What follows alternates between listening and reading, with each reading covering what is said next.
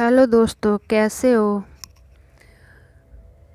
आपको पता ही चल गया होगा कि यह कहानी है एक बूढ़े मजबूर पिता की।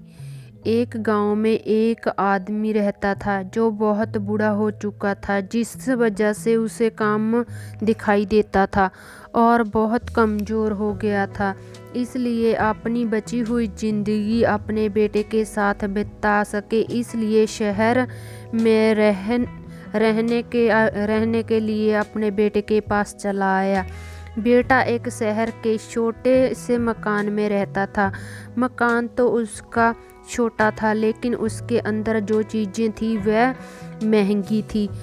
उस मकान में बेटा, उसकी पत्नी और उसका एक 5 साल का बच्चा, यह छोटा सा परिवार साथ मिलकर रहता था। बूढ़े पिता के आ जाने से उसके परिवार का एक सदस्य और बढ़ गया था।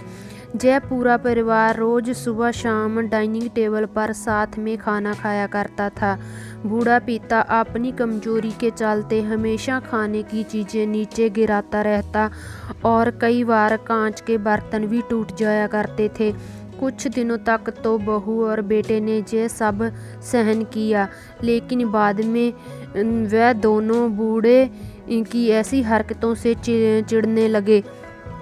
एक दिन बेटे ने कहा कि ऐसा कब तक चलेगा, हमें कुछ करना पड़ेगा। उसकी पत्नी भी इस बात से सहमत हुई। अगले दिन बेटा कहीं से एक पुराना मेज लेकर आया और घर के एक कोने में उसे लगा दिया और अपने पिताजी से कहा कि आप यहीं पर बैठकर खाना खा लिया कीजिए। उन्होंने एक लकड़ी का बर्तन भी बनवाया जिसमें वह अपने बूढ़े पिता को खाना देने लगे। अपने कांच के कीमती बर्तन बचाने के लिए अपने बाप को लकड़ी का बर्तन देने में उन्हें जरा भी शर्म नहीं आई।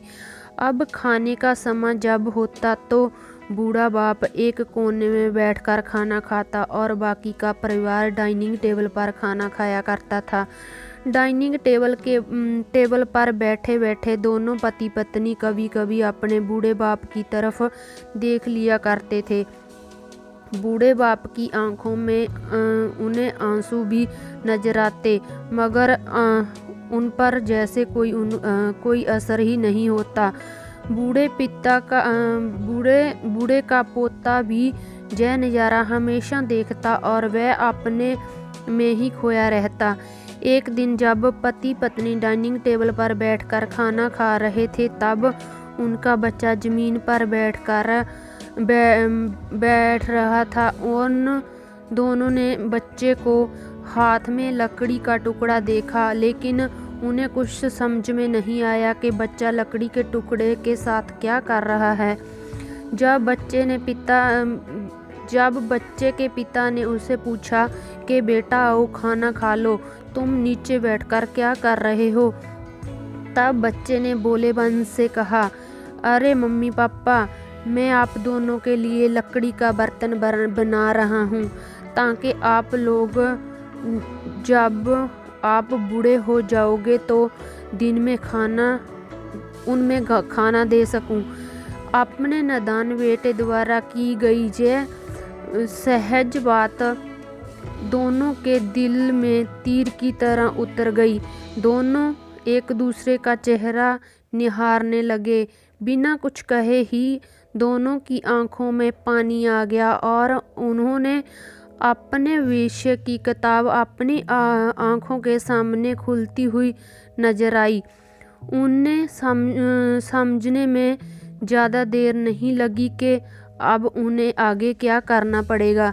अगले दिन कमरे के कोने से वह पुराना मेज हट गया और अब बूढ़ा पिता और बाकी का परिवार साथ में मिलकर फिर से खाना खाने लगे। बूढ़े की कमजोरी की वजह से हो रही गलतियां भी अब किसी को दिखाई नहीं देती थी।